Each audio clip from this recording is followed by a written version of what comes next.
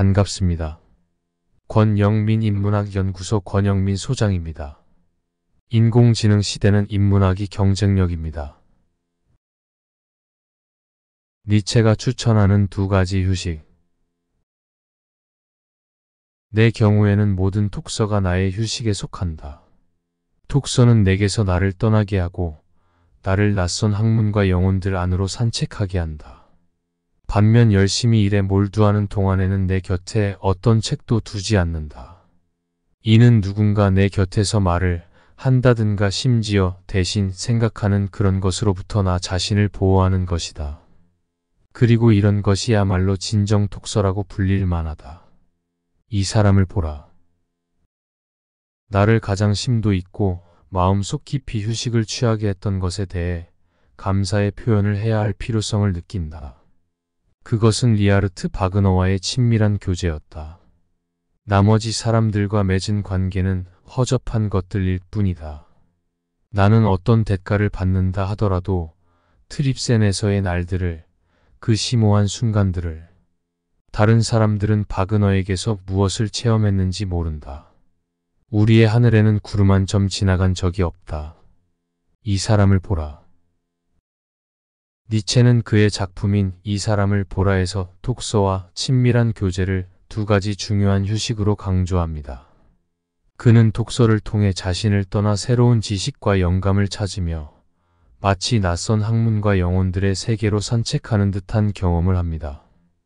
독서를 통해 나 자신을 떠나며 마주하는 경험은 그에게 진정한 휴식의 순간을 제공합니다. 그러나 반대로 열심히 일에 몰두할 때에는 어떤 책도 곁에 두지 않습니다. 이는 다른 사람이나 대체로 생각하는 것들로부터 자신을 보호하는 행위로 이해됩니다.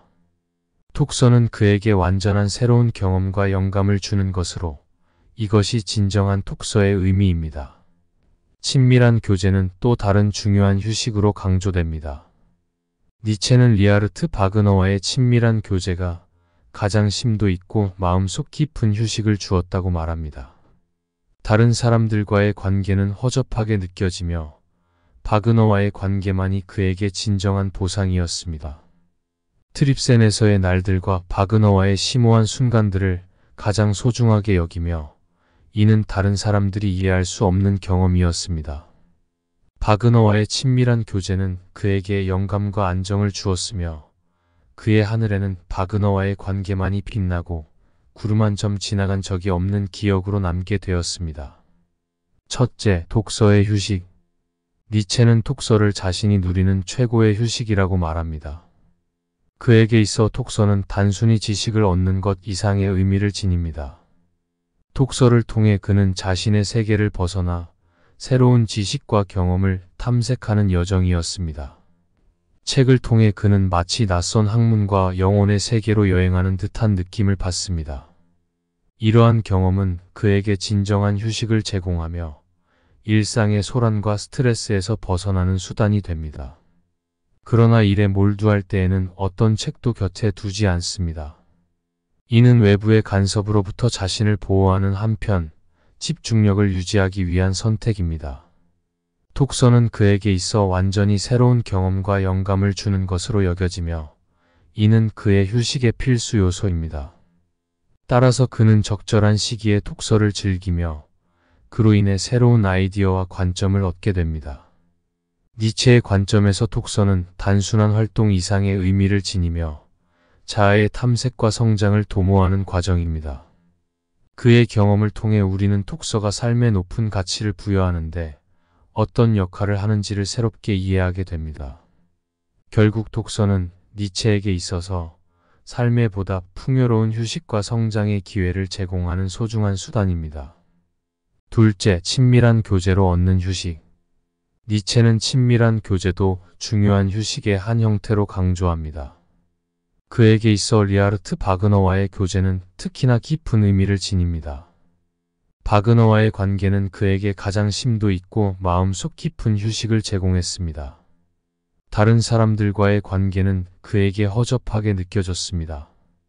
바그너와의 교제만이 그에게 진정한 보상이었습니다. 바그너와의 만남은 그에게 영감과 안정을 주었으며 특별한 의미를 부여했습니다. 그의 마음속에서 바그너와의 교제는 마치 구름 한 점 없는 날처럼 기억에 남게 되었습니다. 바그너와의 교제는 니체에게 있어 더 나아가서 심지어 정신적인 치유와 균형을 찾는 과정으로까지 이어졌습니다. 그들의 대화와 공감은 그에게 큰 위안을 주었으며 삶의 의미와 방향에 대한 깊은 이해를 도왔습니다. 바그너와 함께한 시간은 그에게 고요함과 안정을 가져다 주었습니다. 그러나 바그너와의 교제는 단순히 즐거운 시간을 보내는 것 이상이었습니다.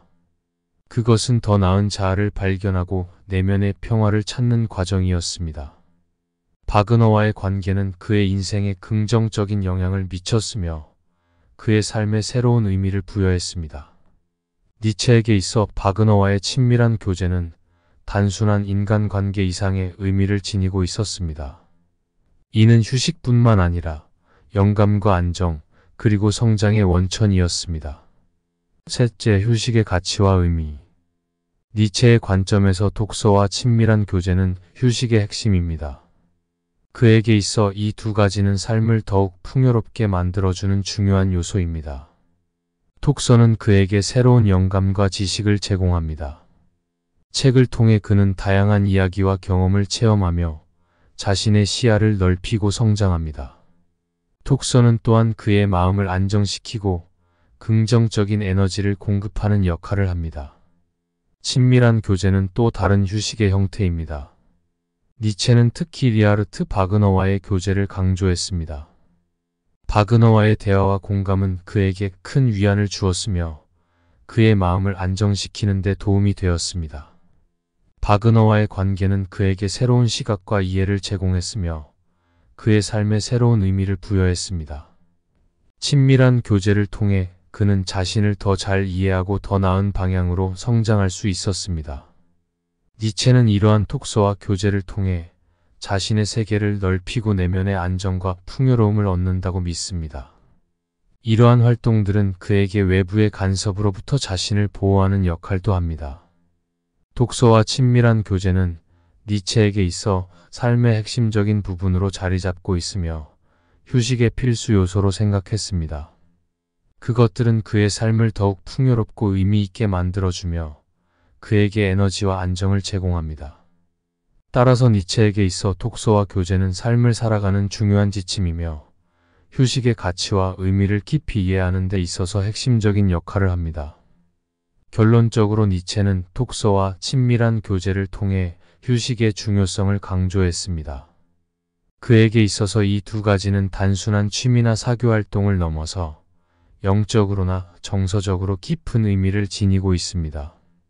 독서는 그에게 새로운 지식과 경험을 제공하며 자아를 탐색하고 내면의 안정을 찾는 과정으로 작용합니다.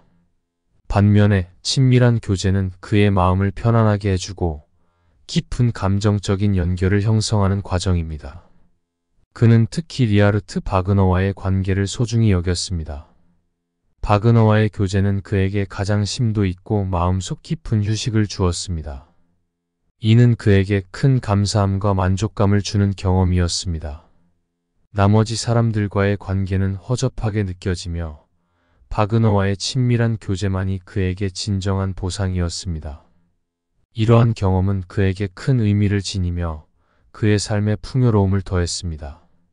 우리는 니체의 글에서 독서와 친밀한 교제가 우리의 삶에 높은 가치를 제공한다는 것을 알 수 있습니다.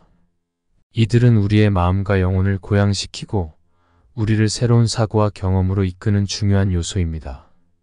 그의 말을 따라 우리도 독서와 친밀한 교제를 통해 삶을 더욱 풍요롭게 만들어줍니다.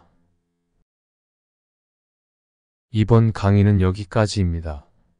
이번 영상이 도움이 되셨다면 구독과 좋아요를 눌러주세요.